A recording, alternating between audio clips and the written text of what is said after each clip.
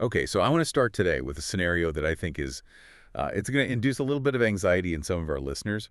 It might even make your palms sweat a little bit. Oh boy. Setting the stage right out of the gate. Yeah, well, picture this. It's Tuesday morning. You're a business owner. You sit down at your desk with a fresh cup of coffee, ready to do what everyone calls, deep work. Right, the mythical deep work. Exactly. You are going to crush it today. You open your laptop, and immediately, ding, a Slack notification pops up from your marketing guy. Yeah. Buzz. Your phone vibrates with a CRM reminder that a lid is cold. Chime. Asana sends you a task update that makes absolutely no sense. And then, whoosh, an email lands from an automated invoicing platform saying a payment failed. It's the symphony of modern chaos, literally the soundtrack of the 21st century entrepreneur. It is a symphony, but it's completely discordant. It's just noise. And here's the thing. We are constantly told by the business world, by, Forbes articles, by Twitter gurus, by every conference keynote speaker with a headset microphone, that the goal is to optimize. Streamline, automate. Streamline, yeah. Speed is the currency of the realm. If you aren't using AI, you're a dinosaur. If you aren't fully automated, you're obsolete. Automate or die, right. That's the mantra we hear everywhere. We've internalized this idea that if a human being is touching a process, well, it's a failure. But here's the question that anchors our entire deep dive today. And it's a question that might make you uncomfortable because it goes completely against the grain. Let's hear it. What if the software you bought to save time is actually the reason you are losing money? Wow. Yeah. What if that stack of tools isn't a ladder to success, but a weight that's just dragging you under? I mean, it is the ultimate contrarian take right now. We just assume that tool equals value. If I pay for the tool, I get the value. But the research we're unpacking today suggests that for a specific type of business owner, the exact opposite is true. The opposite. Yeah, the tool actually acts as a multiplier for dysfunction. And we are diving deep into a phenomena that describes, honestly, probably half the people listening to this right now. We are talking about the accidental CEO. I really love this term. It captures the identity crisis so perfectly. It really does. So let's define this before we get into the tech disasters. Who is the accidental CEO? This is the person who started a business not because they love spreadsheets or P&L statements or HR disputes. Right. They started it because they were amazing at a craft. Yes. Think of the master electrician who can wire a skyscraper blindfolded, or the brilliant landscape architect who sees the world in topography and flora. Or the consultant who can just walk in and solve any organizational problem in an afternoon. They start a business to do the work. They want to be the best at their craft. But success is a trap for them, because if they are good, they get more clients. If they get more clients, they need to hire help. And suddenly they wake up one day, maybe 3 years in, and they realize, I haven't touched a wire, or designed a garden, or consulted on a strategy in 6 months. I am just managing. And they usually hate it. They feel buried. That word comes up constantly. Buried. They feel like they're wading through mud every single day. And when a human being feels buried, what's the survival instinct? You reach for a lifeline. You look for something to pull you out.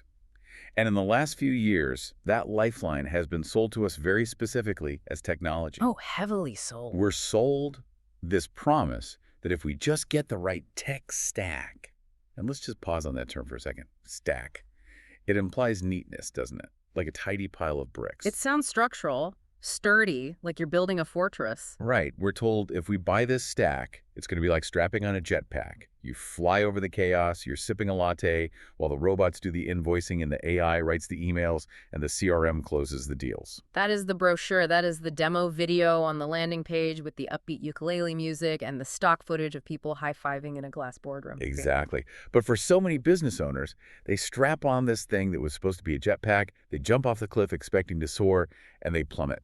Because it wasn't a jetpack at all. It wasn't. It was an anchor. The tech anchor. Yeah. That is the central image we really need to unpack today. We are looking at why businesses get heavy, why your overhead is bloating, why your peace of mind is shrinking, and why the solution isn't adding more tools.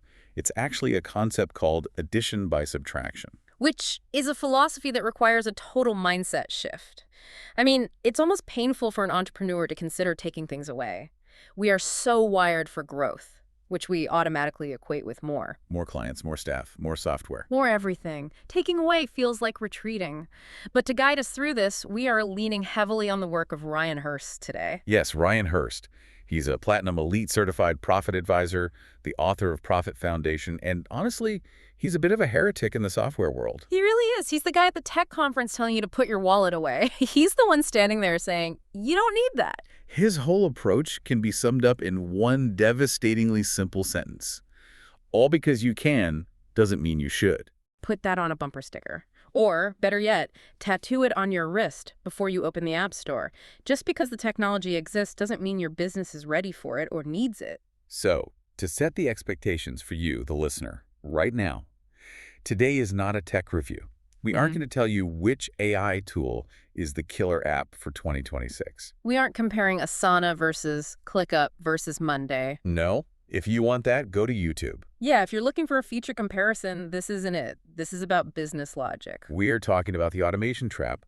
We're going to explore why clarity has to come before efficiency, and we're going to dissect why automating a mess just gives you a faster mess. A faster, more expensive, harder to clean up mess? Let's get into the anatomy of this problem. I want to talk about this feeling of a business getting heavy, because Ryan describes this life cycle of a service business owner's software journey, and it is painfully relatable. It really is. It doesn't happen all at once, does it? You don't wake up on day one with 45 subscriptions. Never. That's why it's a trap. If you saw a bill for $4,000 a month in software on your very first day of business, you'd panic. You'd throw up. You'd cancel everything immediately. It would run. You'd run away. It happens via what Ryan calls the slow creep. Walk us through the creep. How does a smart person, someone who is brilliant at their craft, like we talked about, end up with a Frankenstack of software? It starts innocently, usually with a specific pain point. You're a new business owner. You're scrappy. You're using a notebook to schedule clients, and you double book someone. Oh, the worst feeling. It's embarrassing. You have to call the client and apologize. So you say, I need a tool. I need to be professional. You buy a scheduling tool, Calendly, Acuity, whatever. It works. It costs $15 or $20 a month. You feel organized.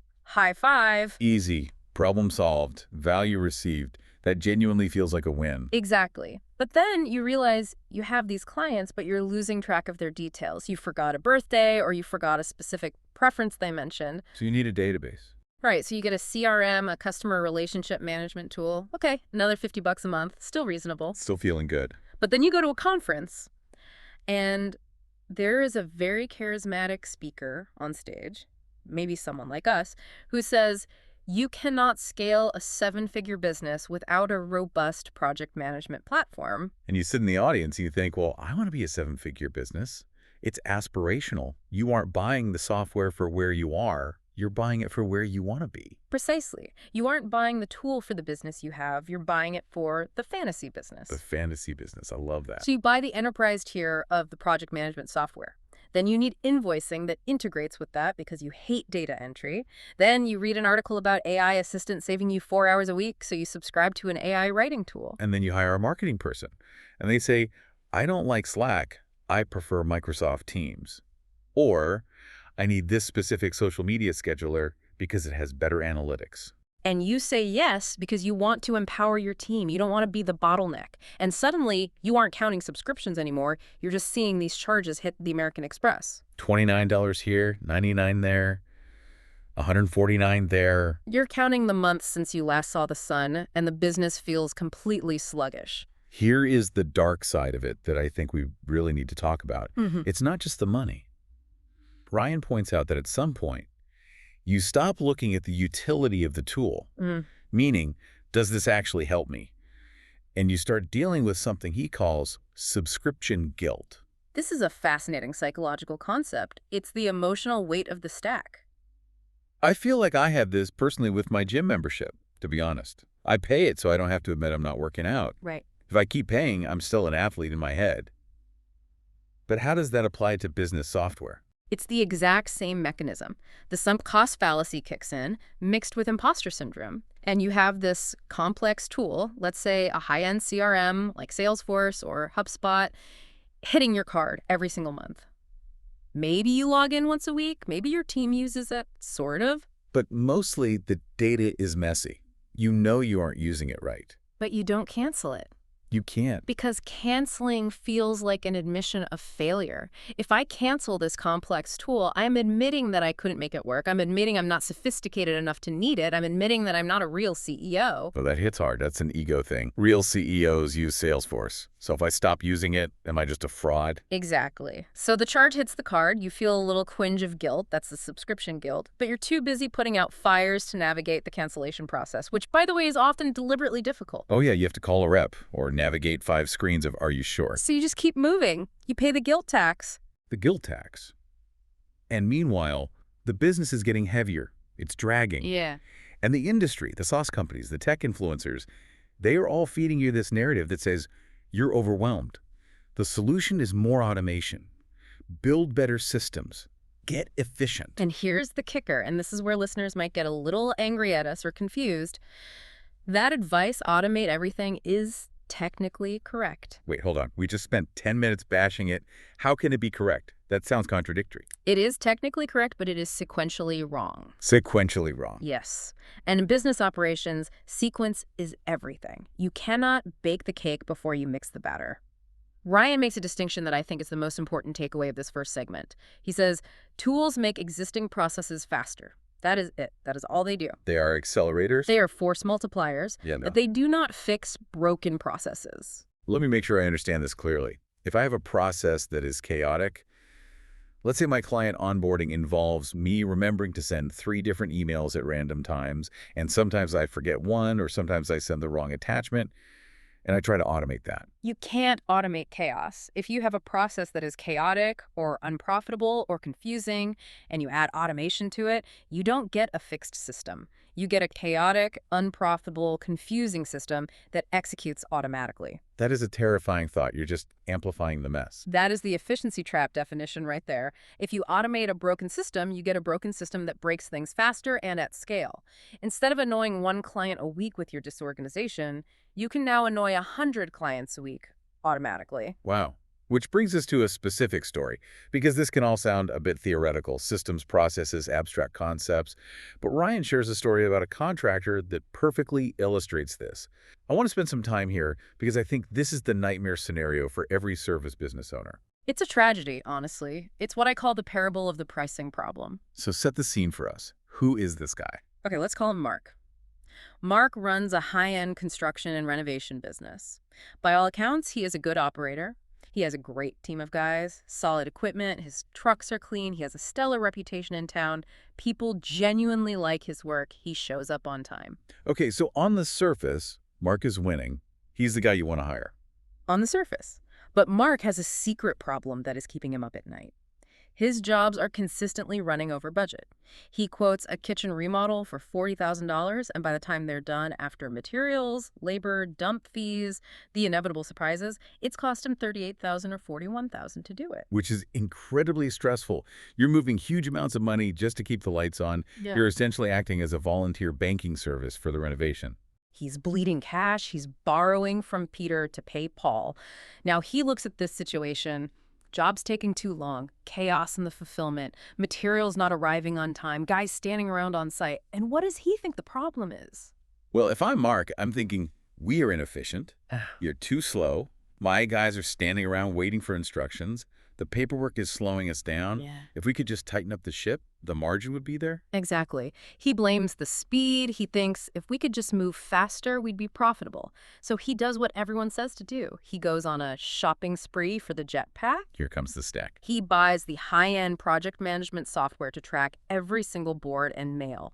He buys a new scheduling platform so his crew knows exactly where to be and gets automated text alerts. He gets an automated invoicing tool to make sure cash flow moves faster. He goes all in. He's trying to modernize his way out of the hole. He probably spends weeks setting this up, training the guys. All purchased within 6 months. He spends thousands on setup and training. He is fully committed. And what happened? Did the clouds part? Did the profit margins magically appear? Well, the processes got faster. The team was moving information quicker. Invoices were going out automatically the second a milestone was hit. No more lag. But the money the money bled faster. That is the horror movie twist. Why? Because the tools masked the real problem. The twist in the story is that Mark wasn't inefficient. His team was actually working quite well. The problem was that he was underpricing. Oh, wow. So the fundamental math was wrong. He was underquoting every single job by an average of 22%. 22%. Oh. That's his entire margin. That's probably more than his margin. Right. He was paying for the privilege of working. And he had been doing it for so long that the mistake was completely invisible to him.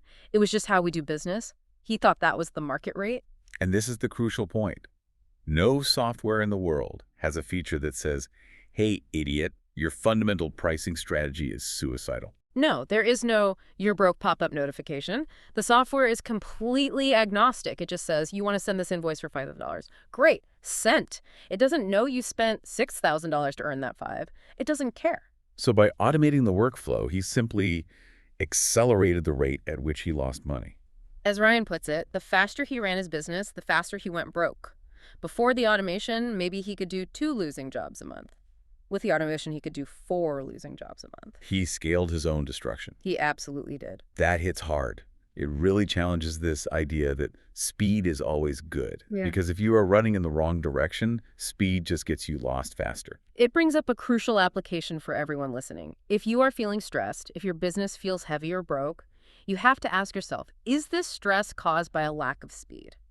Or is it caused by a flaw in the foundation? Because if it's a flaw in the foundation, a new tool isn't a life raft. It's a weight. So how do we know? Because I can imagine a listener thinking, okay, you scared me. I have all these subscriptions. I feel the guilt. I might be Mark. How do I know if I'm the contractor with a pricing problem or if I actually just need a better CRM? Thankfully, Ryan provides a diagnostic for this. It's surprisingly simple, but it is rigorous. It's 3 questions. And he says you should spend about 20 minutes on this before you buy any piece of software. 20 minutes to save thousands of dollars. I like that ROI. Let's go through them. This is the practical how-to part of the deep dive. Question number 1. Question 1. Can you write down this workflow in under 5 minutes? 5 minutes, that seems really short. If I'm mapping out a complex client onboarding, shouldn't it take longer? The time limit is the test. It reveals clarity. If you cannot describe the process simply, step by step, in under 5 minutes, you are not ready to automate it. Why? What does the complexity imply? If you are taking 30 minutes to explain how you onboard a client, it means the process isn't a process. It's a narrative. It's a choose-your-own-adventure book. It lives entirely in your head. Oh, I know exactly what you mean. Like, well, usually we send this email, but if Susan is in a bad mood, we wait a day. And if the client is a friend of Bob's, we skip the deposit. And if it's raining, we use the other contract. Exactly. That is the trap. We call that tribal knowledge. It exists in the relationships between people, not in the logic of the business. Automating a process that relies on judgment calls creates extremely expensive inconsistency. Because computers can't make judgment calls. Computers hate nuance. They need binary steps. If this, then that. If you can't write it on a napkin in 5 minutes, the software won't fix it. It will choke on it. So the napkin test is your barrier to entry. If you fail the napkin test, do not buy the software. Go back to the whiteboard. Correct. Simplify the process first. Strip away all the exceptions. Okay, that's a great filter. What is question number 2? Question 2. Does this process happen the same way every single time? This feels similar to the first one, but there's a nuance here regarding exceptions, right? The nuance is between genuinely repeatable and feels repeatable. Give me an example of something that feels repeatable, but actually isn't. Okay, think about a creative agency. They might say, we have a standard design process. But in reality, for client A, they start with a mood board. For client B, they skip straight to drafting because the timeline is super tight. For client C, they have 3 meetings before they start because the client is difficult and needs hand-holding. But they always deliver a logo at the end, so they think, hey, we have a process. Exactly. The outcome is the same, but the path is entirely different. And if you try to force that into a rigid automation tool like a strict project management flow that requires the mood board step to be checked off before the drafting step unlocks, what happens? The team revolts. Yes. They start bypassing the tool. They say the software is annoying, it doesn't fit the real world, so they go back to email. And now you're paying for a tool nobody uses. Automation creates flow only when the path is identical. If the path changes, automation creates barriers. That's such a key insight. Flexibility and automation are often enemies. They really are. You have to decide, do I want a custom bespoke service? Or do I want an automated one? You often can't have both. Makes total sense. Okay, hit me with question number 3. This is the one that I think Mark, our contractor friend, really needed. This is the critical one. Question 3. If this process ran 3 times faster, would your profit go up? Again, instinct says yes. Time is money. But remember, Mark, if his process ran 3 times faster, his profit wouldn't go up. His losses would go up. Right. Speed without margin improvement is just busy. Ryan has this slogan that I think every single business owner should print out and tape to their monitor. Speed emphasizes the quality of the system. That's good. Break that down for us. If the quality of the system is poor, meaning it's unprofitable, or flawed, speed emphasizes the flaw. It makes the flaw bigger and more obvious. If the quality of the system is high, you have high margins, happy clients, tight deliverables, then speed emphasizes the success. So before you buy the tool to speed things up, you have to look at the economics of the unit. If I do this thing perfectly, do I make money? Yes. And if the answer is I don't know or no, then you don't need automation. You need a spreadsheet and a quiet room to figure out your pricing. This is such a shift from tech will save us, it's really math will save us, and tech will scale the math. Beautifully put. Okay, so let's say we've done the diagnostic. We passed. We have a clear process. We are profitable. We are repeatable. Now we look at the tools. But Ryan argues that we need to stop using automation as this catch-all buzzword. It's too vague. It's like saying I need transportation. Well, do you need a bike or a tank? Exactly. Ryan breaks down automation for service businesses into 5 actual types. And understanding this distinction clears up so much confusion because you might be buying a tank when you really just need a bite. Let's run through the 5 types quickly so you can categorize what you actually need. Number 1 is trigger-based. This is if X, then Y. The classic Zapier stuff. Right. If a lead fills out a form on the website, send a confirmation email. Simple, binary. Good for follow-ups. You don't need artificial intelligence for this. You just need a trigger. Okay. Number 2. Number 2 is scheduling. Tasks and reminders. This isn't about doing the work. It's about reminding the human to do the work. Recurring touch points. Every Friday, remind me to call the top 3 clients. High value for keeping the team on track. It creates accountability without micromanaging. Exactly. Number 3 is data routing. This is huge and often overlooked. This is moving info between tools so a human doesn't have to retype it. This is the stop copy-pasting automation. Yes, and this is high value not just for saving time, but for accuracy. Copy-pasting is where errors happen. If you type an email address wrong, the entire process breaks down. Data routing solves that. If a client puts their address in the intake form, it should magically appear on the invoice. No human hands. Number 4. Client communication. Auto emails, texts, chatbots. Good for onboarding sequences where you need to say the exact same thing to every new person. Here is where you park. Here is how to upload files. But dangerous if you try to use it for empathy. Very dangerous. Do not use this for apologies. Use it for instructions. And number 5. Reporting. Dashboarding numbers. Pulling all your data into one visual snapshot so you can make fast decisions. Okay, so we have these 5 buckets. But where people get tripped up is matching the tool to the problem. Ryan talks about this symptom versus cure matrix. I love this because it's like a medical diagnosis for your business operations. It is. We often treat the symptom with the wrong medicine, and then we wonder why the patient, the business, is getting sicker. Give us some examples of common misdiagnoses. Okay, let's say the symptom is, my team feels overwhelmed. Everyone is stressed, dropping balls, complaining about the workload. The wrong cure that most people reach for is adding a project management tool. If we just organize the tasks better in Asana, they won't be overwhelmed. That sounds extremely logical. Why is it wrong? Because the real issue usually isn't the software, it's a lack of clear process ownership. If nobody knows who is responsible for what, putting those confused tasks into a piece of software doesn't help. It just documents the confusion. That makes sense. You end up with a board full of overdue tasks that nobody touches because everybody thinks somebody else is doing it. So you fix the ownership first. Sarah owns this, Mike owns that, and then the tool helps.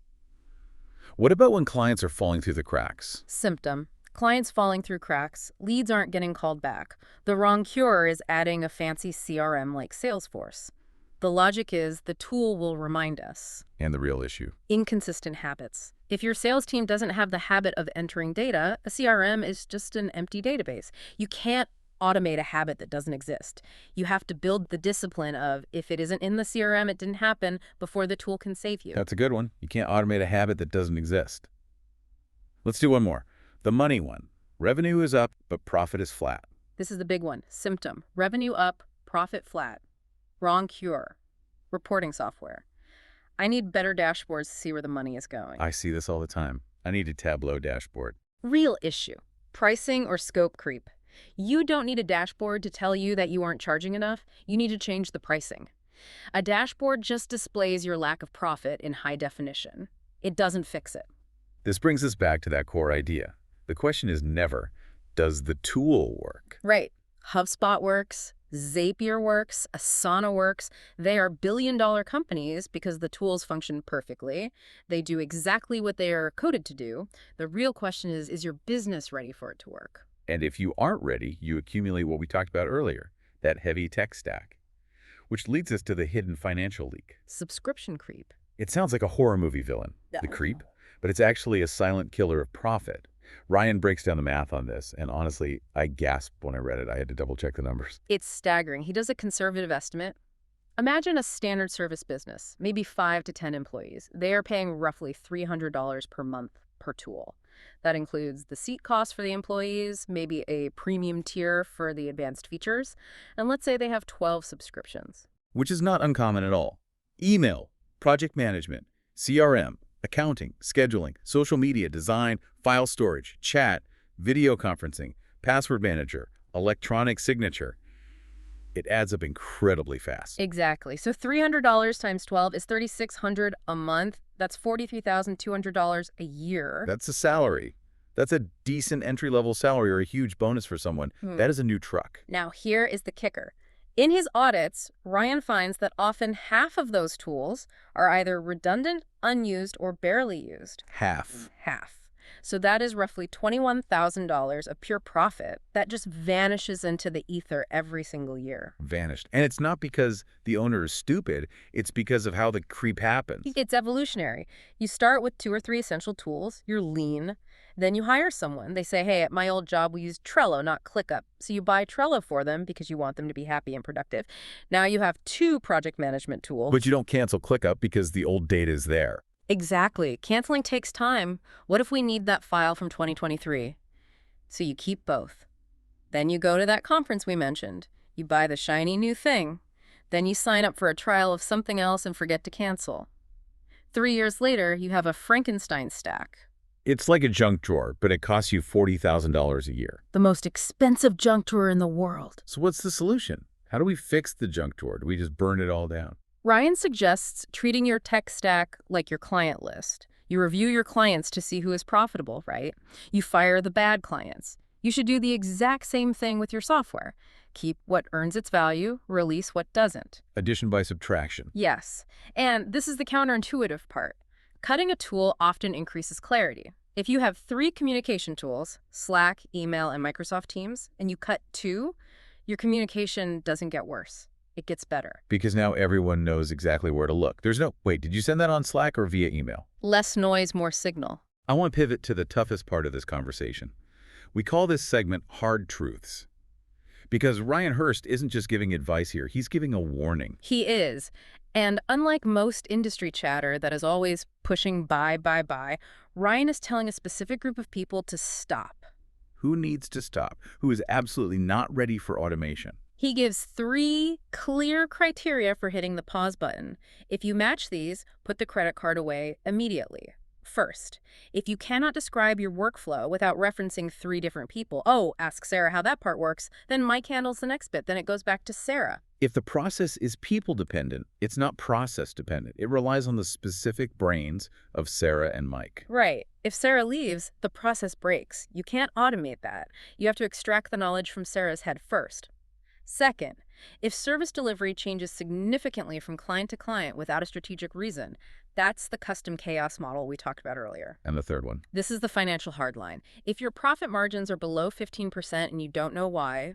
Below 15%. That's the danger zone. If you are operating at 10% or 5% margins and you don't know where the leak is, do not buy software. Because, as we learned with Mark the contractor, you will just lock in those low margins. You will automate your own bankruptcy. The danger is that automation makes the low-margin behavior permanent. It hard-codes it into the business infrastructure. It becomes much harder to change the pricing after you've built an automated invoicing system around the old prices. So if you are in that danger zone, what is the strategic shift? What do you do instead of buying the tool? You move from the question, which tool should I add, to what does my business actually need? You go back to the basics, you map the workflow on paper, you fix the pricing, you clarify the roles. Ryan references a statistic from the SBA, the Small Business Administration, that really backs this up. Yes. The SBA found that businesses scaling past $1 million in annual revenue share a common trait. It's not that they have the best AI, it's not that they have the fanciest website or the biggest tech stack. What is it? It's that they build systems that work independently of the owner before they build anything else. Before. That is the key word. Sequence. This is not an argument against technology. We love technology. Ryan loves technology. It's an argument for sequence. Clarity first, then efficiency. It's like building a house. Yeah. You don't buy the smart home system, the Alexa and the automated blinds, before you pour the foundation. Exactly. You can have the best smart lights in the world, but if the foundation is cracked, the house still falls down. And when the house falls down, the smart lights don't save you. They just flicker in the rubble. That is such a vivid image. So we've covered a lot today. We talked about the accidental CEO, the tech anchor, the contractor who sped up his own losses, and the $21,000 hidden leak in your subscription list. It's a lot to digest. It kind of turns the standard advice on its head. It does. But I think the takeaway is actually really empowering. It means you don't need to spend more money to fix your business. You might actually need to spend less. That's the liberation of it. The answer isn't out there in some new product you haven't bought yet. The answer is in here, in the clarity of your own operations. Automation is an amplifier. If you amplify clarity, you win. If you amplify chaos, you lose. I want to leave you, the listener, with a challenge, a final provocative thought. Let's do it. What if the mental bandwidth you are currently spending just trying to manage your messy tech stack is exactly the creative energy required to double your revenue? Oh, that's good. The opportunity cost of the distraction. Exactly. I want you to look at your bank statement this month, not just glance at it, really look at it. Identify the software charges. Circle them with a red pen. And for each one, ask yourself, am I keeping this because it works? Or am I keeping it because I'm afraid to admit it didn't? That is the question. Are these tools jetpacks or are they anchors? And speaking of clarity and digging deep, we have a very specific opportunity for you today. We mentioned Ryan Herrst, the author of Profit Foundation. Yes, and this is truly unique. Ryan is currently working on the second edition of his book, and he's doing deep research. He isn't looking for customers, he's looking for peers. He wants to interview service business owners and industry leaders to help validate his research. He wants to hear your war stories, your automation trap moments, your pricing wins. It's essentially a peer-level conversation to help shape the book, and if you participate, you get a free copy when it's done. This is a chance to have a high-level conversation with a platinum profit advisor. No strings attached, just data sharing. If that sounds interesting to you, if you want to be part of that research project, you can reach out to him directly. You can call or text him. The number is 517-955-2154. Let me repeat that. 517-955-2154. If you are an industry leader or a service business owner, shoot him a text. Help shape the next edition of Profit Foundation. It's a great way to gain some clarity just by having the conversation. Sometimes just explaining your stack to someone else makes you realize what needs to go. Absolutely. So stop buying tools you don't need. Find your clarity. And remember all, because you can... Doesn't mean you should. Go find your clarity. Thanks for listening to this deep dive. See you next time.